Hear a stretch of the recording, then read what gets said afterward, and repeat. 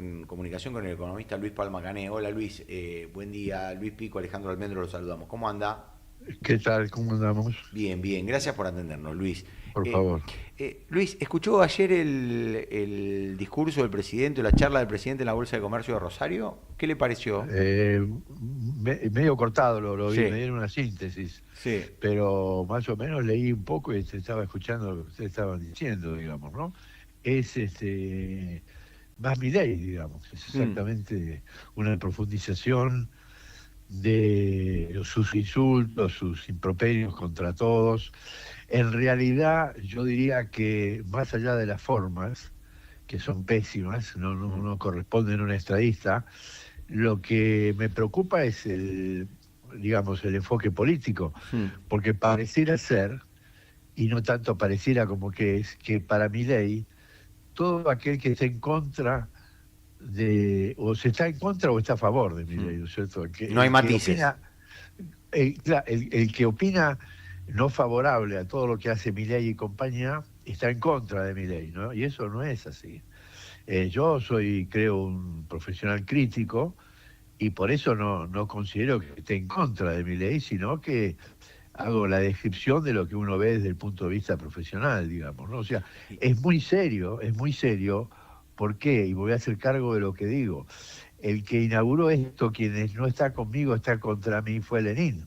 Claro. Entonces, cuidado, cuidado con este enfoque, digamos, que lo aísla cada vez más a mi ley, digamos, porque no soy solo yo el que piensa así, sino que la sociedad democrática y republicana, que se preside tal, tiene que pensar como pienso yo. De manera que cuidado con estos improperios permanentes y vituperar y denigrar intelectualmente a quienes opinan distinto, como si fuera el dueño de la verdad, ¿no es cierto? Sí, yo, Así que eso me parece que es muy peligroso. Y respecto al tema de que habló, que estaban mencionando ustedes, de que la mora no es responsabilidad del gobierno, haciendo uso de esa dicotomía que alguien inventó, que separa la macro de la micro, lo cual es totalmente equivocado, digamos. La macro y la micro son dos partes de un mismo fenómeno que es la economía en general. Digamos, no se puede separar la macro de la micro.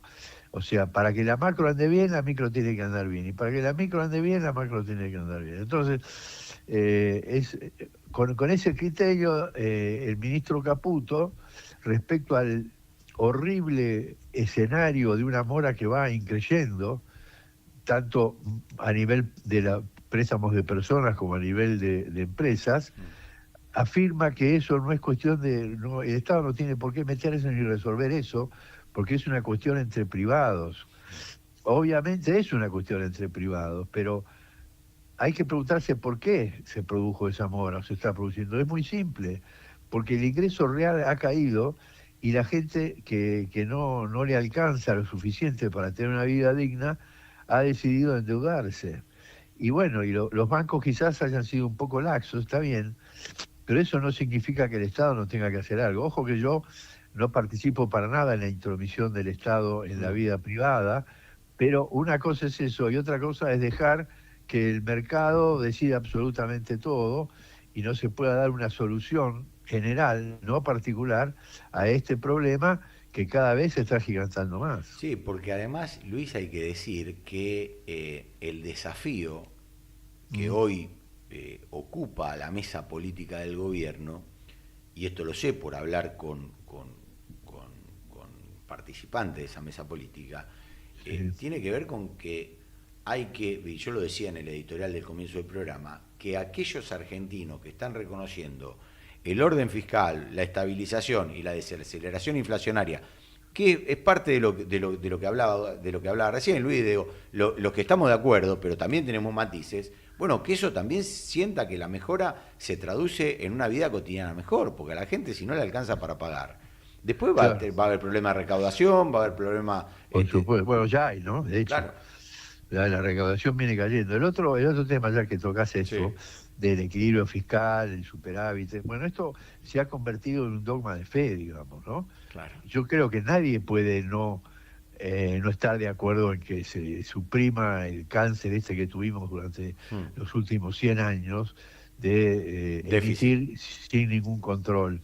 Pero de ahí a que esto sea, digamos, condición necesaria y suficiente para lograr el equilibrio y lograr un derrame de los beneficios, es absolutamente incorrecto, digamos, ¿no? Es importante, obviamente, pero es condición necesaria, pero no necesaria y suficiente para lograr un crecimiento de la economía. ¿Por qué? Porque claramente el grave problema que tiene el gobierno en este momento no es solamente que se le está yendo de las manos el equilibrio fiscal, porque hay que ver el tema de los libramientos impagos, o sea, la deuda vencida de impaga, que se pisa todo lo que está a mano con el objeto de llegar al equilibrio. Bueno, evidentemente hay que tener mucho cuidado con esto, porque digamos, ¿cuál es el objetivo de una política económica sana? En mi opinión, digamos, en última instancia, es que la sociedad viva mejor, ¿no es cierto? Porque si no, ¿para qué voy a hacer política económica si estamos todos pobres, nos morimos todos? No tiene ningún sentido. Entonces, la pregunta es ¿por qué? Si esto es condición necesaria, no es necesaria y suficiente.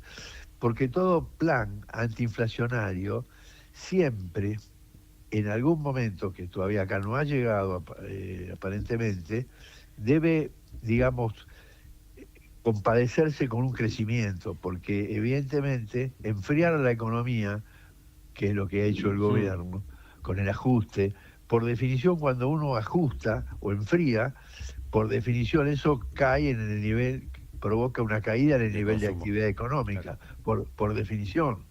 Entonces hay que contrarrestar esa caída en el nivel de actividad. Por ejemplo, Estados Unidos bajó la inflación del 9,5% al 2,5-3%, y lo logró sin caer en una recesión. Está bien que bajó el nivel de actividad, pero no hay recesión en Estados Unidos. Claro. En cambio, en nuestro país, tengamos claro que salvo 3 sectores, el resto está en recesión.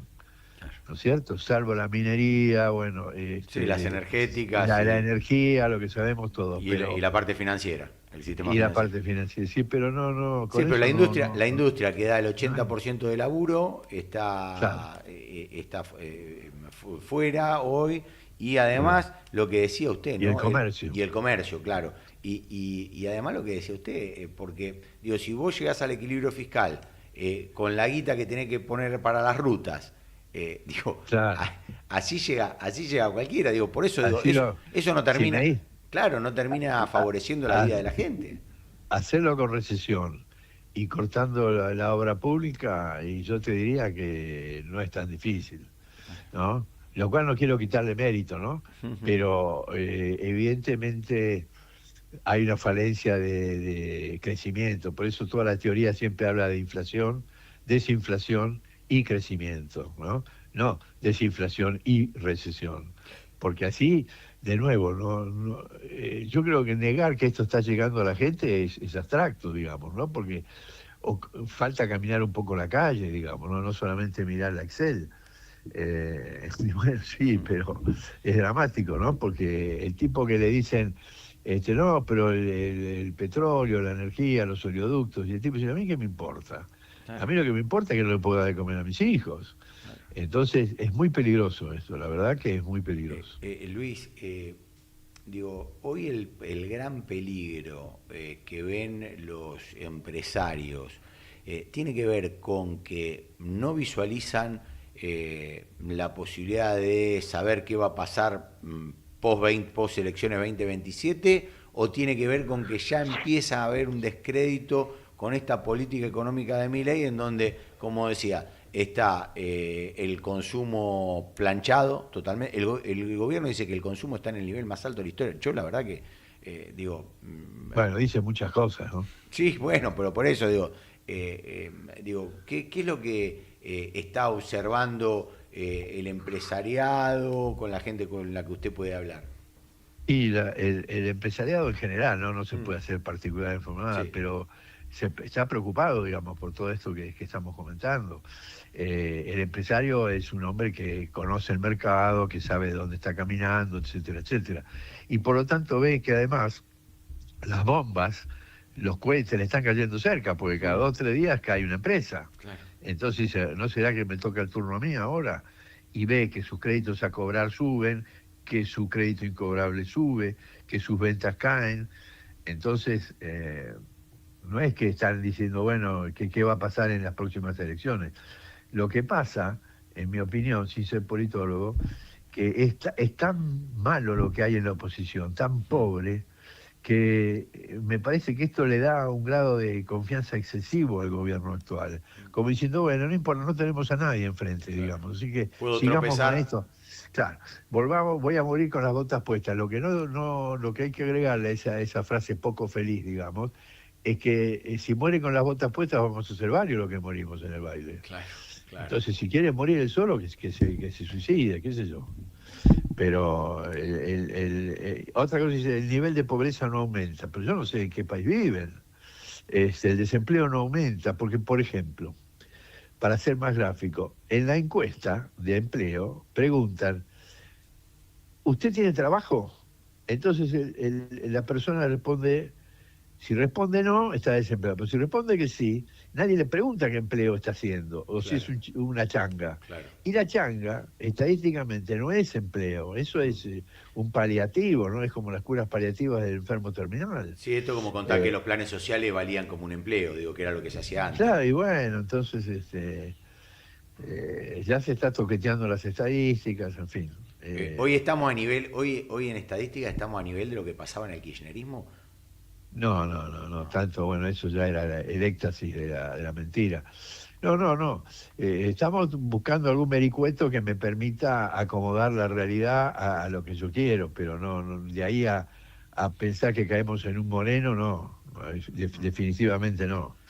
Pero Luis, bueno. Luis, ¿y no ve a nadie en la oposición? Digo, nosotros contábamos recién que Kicillof se juntó, estuvo reunido con Susan Segal, eh, una hora la presidenta del Council of the Americas, Con Orsi en Uruguay. estuvo con Yamandu Orsi en Uruguay, había mandado hace 2 o 3 meses funcionarios a los Estados Unidos para hablar con algunos inversores.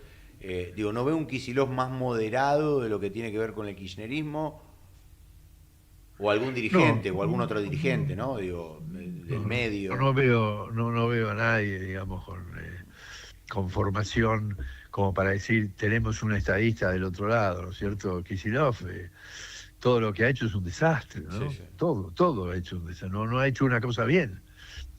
No tengo nada personal contra Kicillof, pero la verdad que si uno ve su historial, desde que era gerente financiero de aerolíneas para acá, no ha hecho más que macanas, digamos, ¿no? Es decir, empecemos con las cosas más evidentes, lo de Repsol YPF, el desastre que está haciendo la provincia de Buenos Aires, etcétera. No, yo la verdad que no veo en Kicillof una persona que pueda sacar a este país del pozo que estamos, ¿no?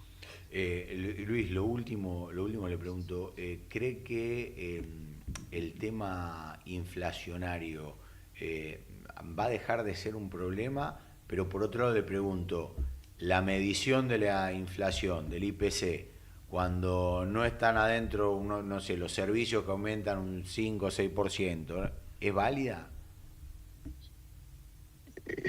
Es válido, no es válida. Las estadísticas de inflación tienen ese problema, digamos. Estados Unidos lo ha resuelto de la siguiente manera. Tiene un índice que es el CPI, o sea, el común, que es sobre una canasta que está fija desde hace 10 años. Y tiene sus distorsiones también. Por ejemplo, la tecnología no tiene el peso que tiene que tener hoy y así, mirar. Pero, en paralelo, hacen otro índice que es el Personal Consumption Expenditure, son los gastos personales, en el cual Claro. la ponderación de los ítems de la canasta no vienen dados por un esquema fijo, sino por un esquema de realmente lo que sucede, y lo hacen a través de las cuentas nacionales, Claro, que son mes a mes. claro. Entonces, si un mes, qué sé yo, aparece un robot Hmm. que implica un 5% de peso en la canasta, y bueno, ese 5% Se va a va a reflejar. formar parte de la canasta Claro, mensual. claro.